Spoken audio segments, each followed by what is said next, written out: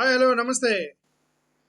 రేవంత్ రెడ్డి గారు నరేంద్ర మోడీ గారి కులం గురించి మాట్లాడారు. రేవంత్ రెడ్డి గారు ఏమన్నారంటే, మోడీ మోడీ గారు ఓబీసీ కులంలో ఏం పుట్టలేదు, ఓసీ కులంలో పుట్టాడు.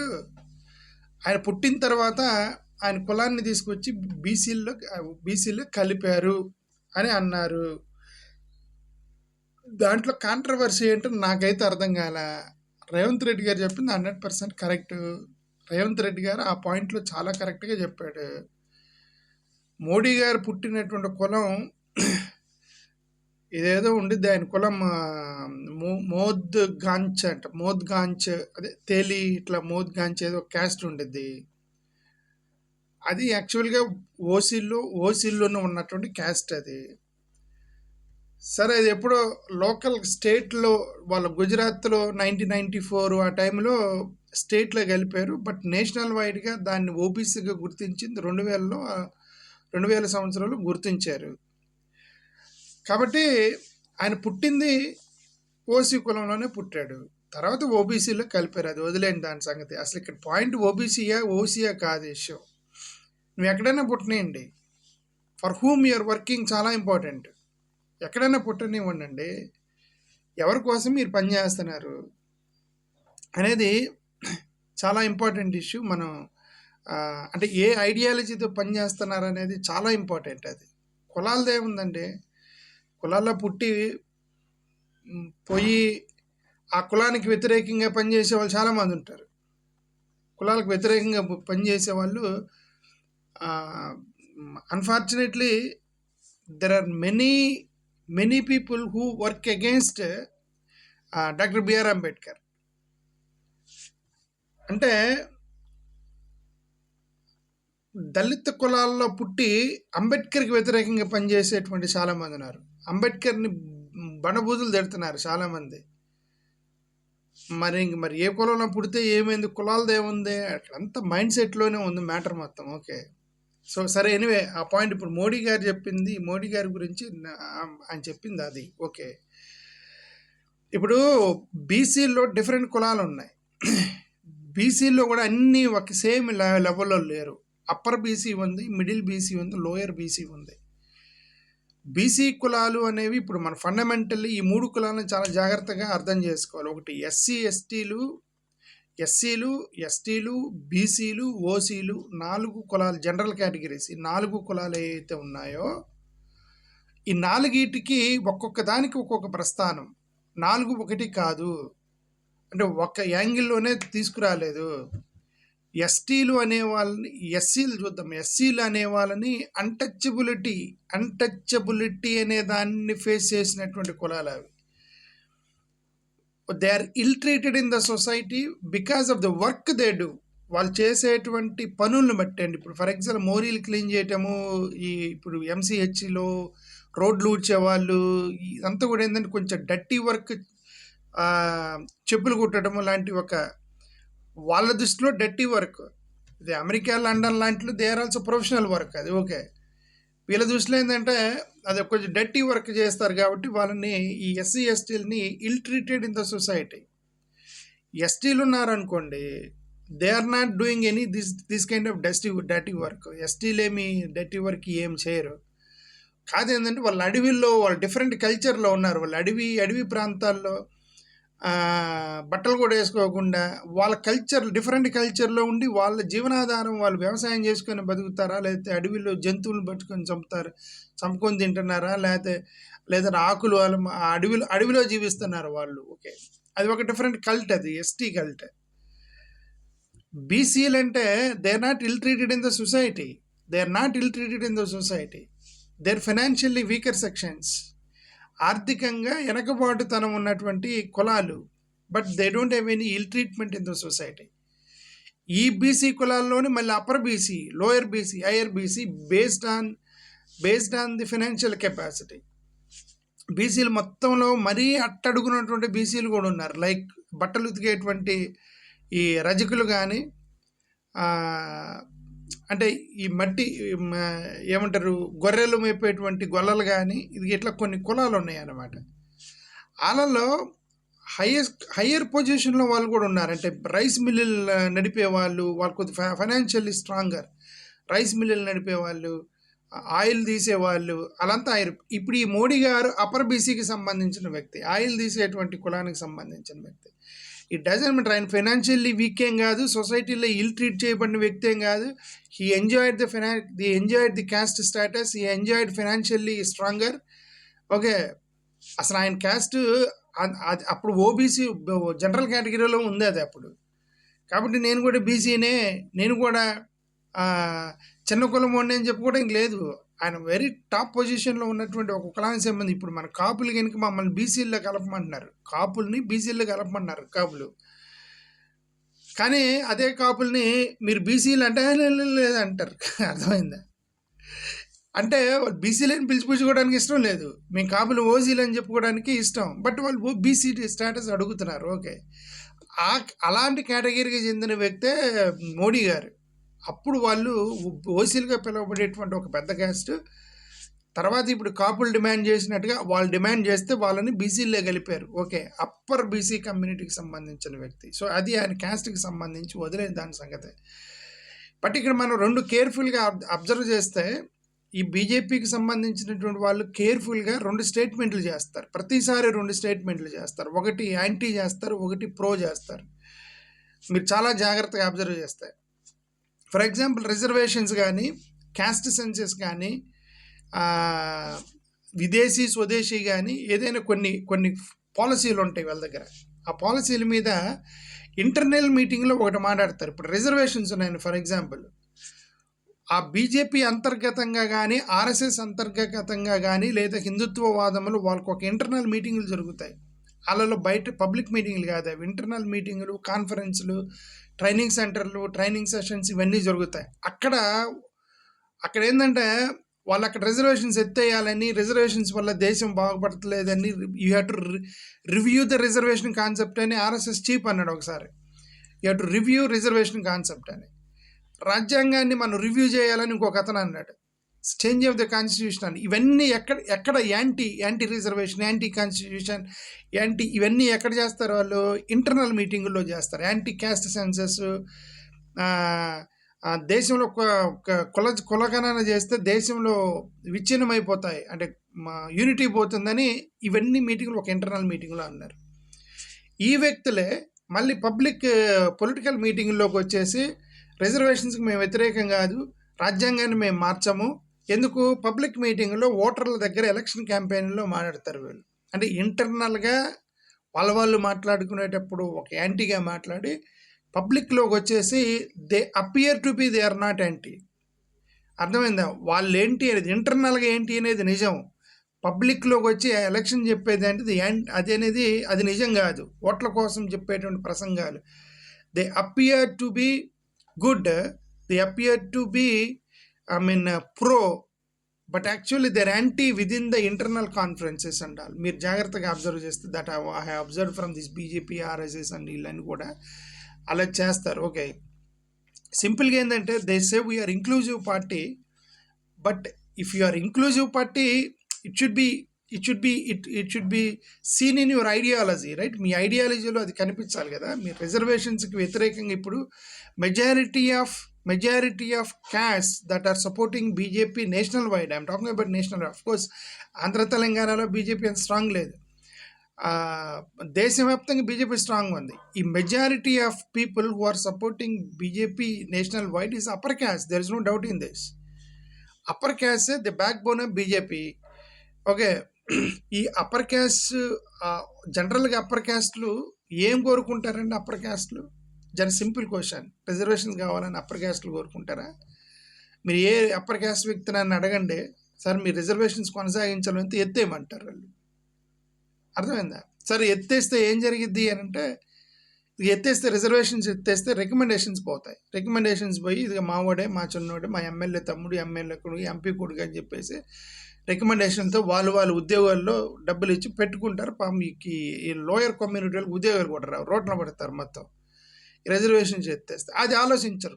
అది ఆలోచించకుండా ఏంటంటే వాళ్ళకు మోసద్వారంలో ఉంటారు. ఏంటంటే రిజర్వేషన్స్ ఎత్తేయాలి అనేటువంటి సింపుల్ కాన్సెప్ట్లో ఉంటారు వాళ్ళు. ఓకే, సో అందుకే the majority of upper caste or supporting BJP. Then it doesn't matter Modi is BC or OB is SC, ST, BC, doesn't matter. The majority of people who are supporting BJP is upper communities.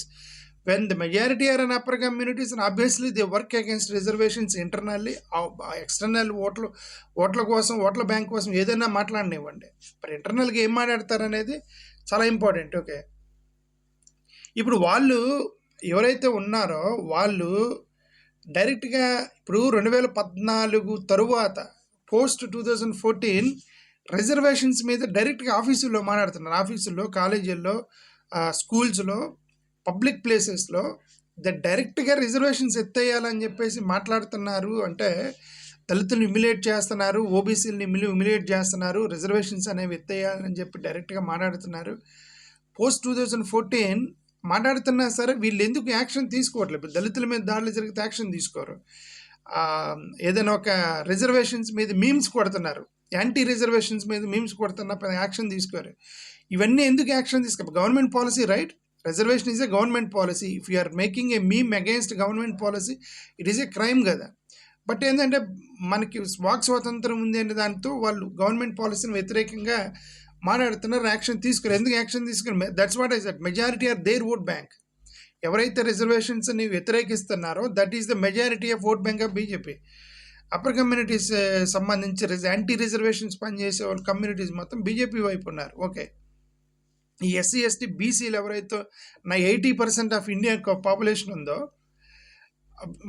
వాళ్ళు meme చేస్తారు, వాళ్ళు troll చేస్తున్నారు reservations ఎత్తేయండి అని. But still they don't take action BJP because their major vote bank. అది financiers, financial donation చేసేది ఎవరు పార్టీకి?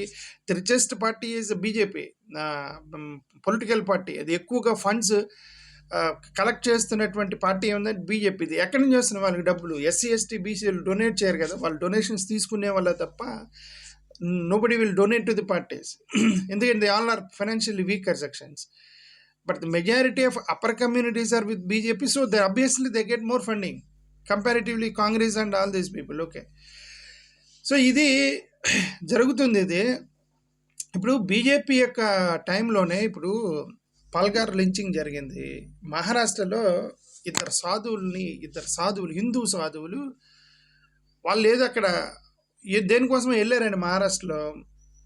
మహారాష్ట్రలో వెళ్తే ఇద్దరు హిందూ సాధువులే, వీళ్ళు వాట్సాప్లో ఎవరో ఒక మెసేజ్ పెట్టాడు, ఏమని, పిల్లల్ని ఎత్తుకుపోయే వాళ్ళు వచ్చారు అని చెప్పేసి మెసేజ్ పెడితే 400 మంది ఒకేసారి వచ్చి మహారాష్ట్రలో ఇద్దరు సాధువుల్ని ఎంటబడి చంపారు. మహారాష్ట్రలో పల్గార్ లించింగ్ జరిగింది. ఒక డ్రైవర్తో సహా చంపేశారు, ముగ్గురిని. ఎవరు చంపారు? వీళ్ళ వెనక ఎవరైతే ఈ భావజాలాలు ఉన్నారో సాధువులు ముసుగులో పిల్లల్ని ఎత్తుకుపోవడానికి వచ్చారని చెప్పేసి సాధువుల్ని చంపేశారు. దాని గురించి డైరెక్ట్గా అఫ్కోర్స్ కొంతమందిని అరెస్ట్ చేశారు. అప్పుడు మహారాష్ట్రలో బాల్దాకరేనో ఎవరో ముఖ్యమంత్రి ఉన్నారు. సో కొంతమందిని అరెస్ట్ చేసినప్పటికీ దాని వెనక ఇది ఈ భావజాలం వాళ్ళు ఉన్నారనమాట. కాబట్టి బీజేపీ ఎంత స్ట్రాంగ్గా యాక్ట్ చేయలేకపోయింది. ఎందుకంటే ఎక్కువ మాట్లాడరు. ఇప్పుడు ఢిల్లీలో 2000లో ఒకసారి, 2002లో ఒకసారి ఈ యొక్క గొడవలు జరిగాయి. హిందూస్ వెళ్ళి ముస్లిమ్స్ మీద దాడి జరిగింది ఢిల్లీలో. ఇప్పుడు 2 సార్లు జరిగిన అల్లర్లు కూడా హిందువులు ముస్లిమ్స్ మీద దాడి చేసినటువంటి అల్లర్లు. ఇప్పుడు ఇది బెంగళూరులో బుర్కా ఇష్యూ జరిగింది.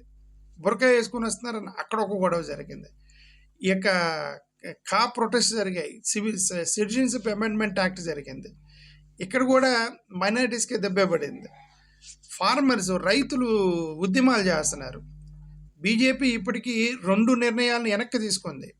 ఒకటి, ఎస్సీ ఎస్టీ యాక్ట్ని అమెండ్మెంట్ చేస్తామని చెప్పి పార్లమెంట్లో బిల్లు పెట్టి గొడవ చేస్తే విత్డ్రా చేసుకుని. నేను అదే చెప్తున్నా, వాళ్ళకి ఇంటర్నల్గా ఒకటి ఉండేది, బయట ఒకటి ఉండేది.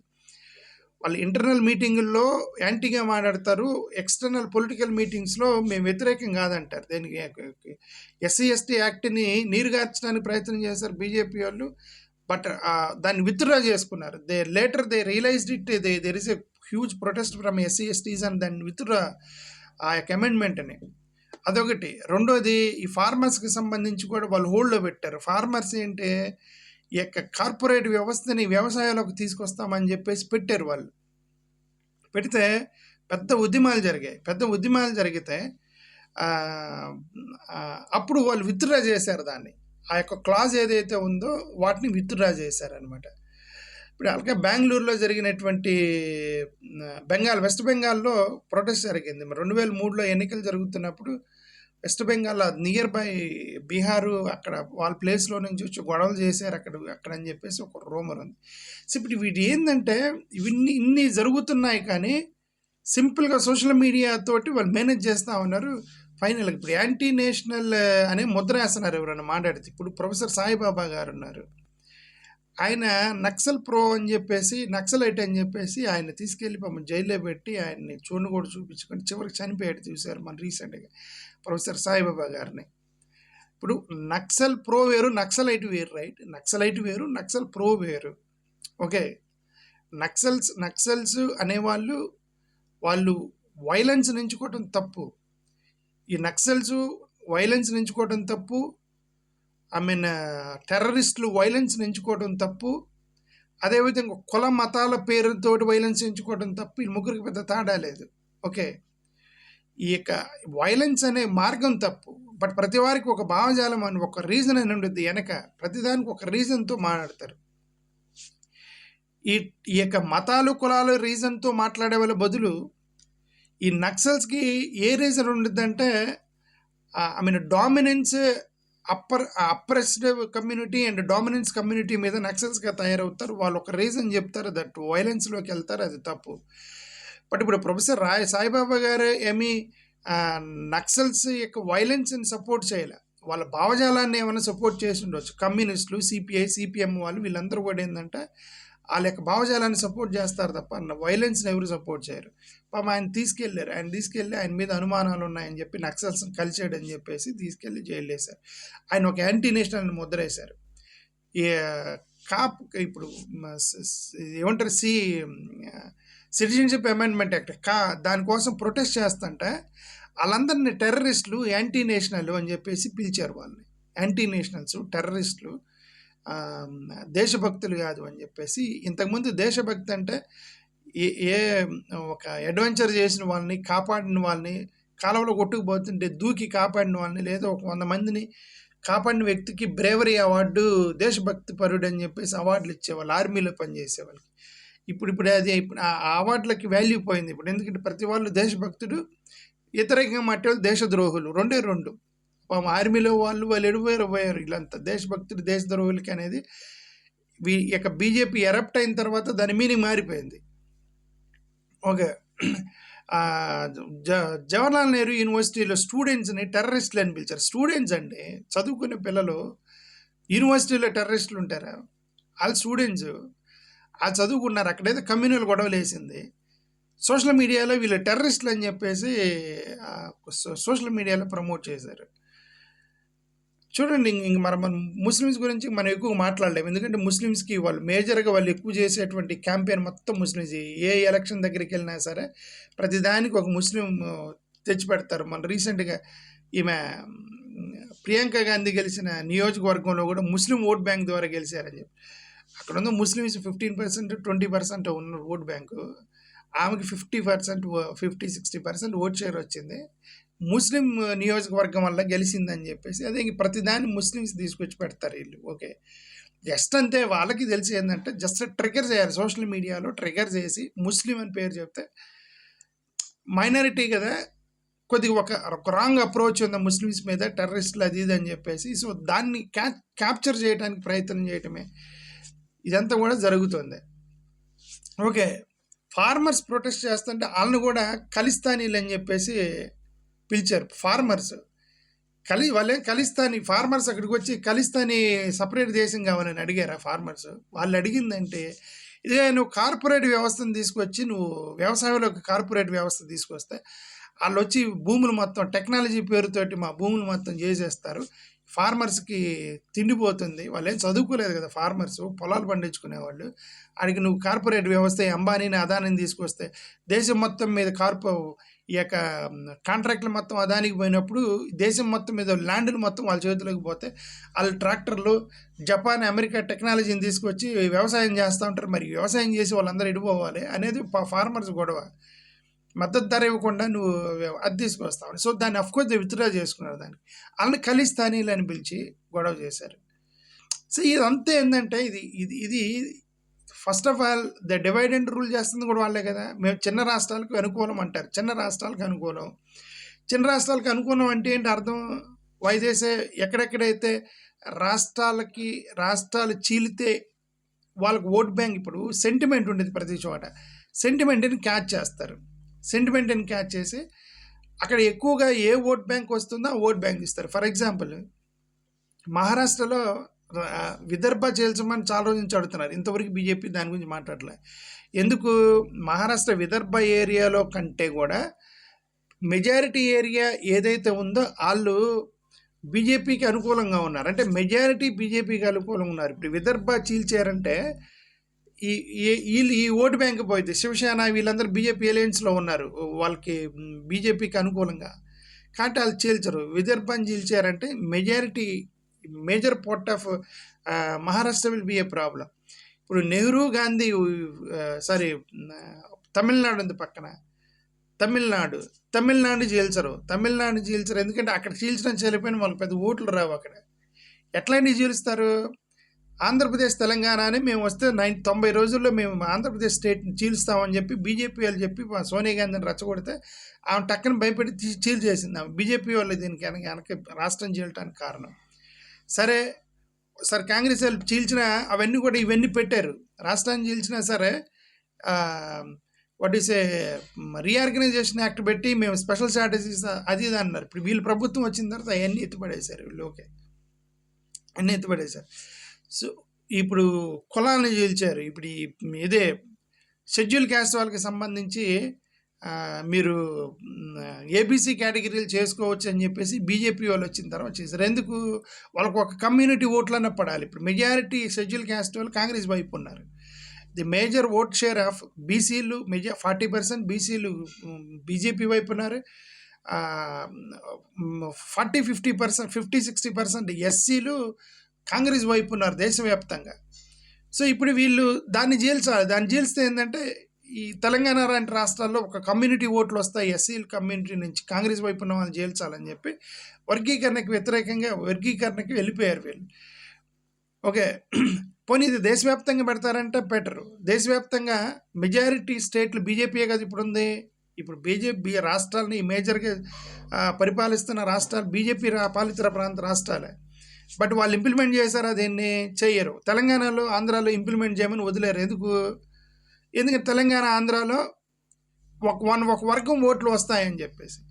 సో ఇదంతా ఏంటంటే క్రీమీ లేయర్ గురించి మాట్లాడుతున్నారు. ఎస్సీ ఎస్టీలకి క్రీమీ లేయర్ అని పెట్టి వీళ్ళు ఏం చేస్తారు? క్రీమీ లేయర్ పెట్టిన తర్వాత పోనీ ఆ క్రీమీ లేయర్ అయిపోయిన తర్వాత వీళ్ళు మిగిలిన ఒకవేళ ఆ క్వాలిఫైడ్ క్యాండిడేట్ లేకపోతే అదే కమ్యూనిటీకి ఇస్తారంట. లేదు, అదొక పెద్ద కుట్ర ఉంది క్రీమీ లేయర్ మీద తర్వాత మాట్లాడదు. క్రీమీ లేయర్ మీద ఒక పెద్ద కుట్ర ఉంది దాని వెనక. క్రీమీ లేయర్ అని చెప్పేసి వాటిని జనరల్ కేటగిరీలోకి కన్వర్ట్ చేస్తారు సీట్లను మాత్రం. సో ఇంకవన్నీ అది జరిగేది, చూద్దాం ఏం జరిగింది. Okay, thank you.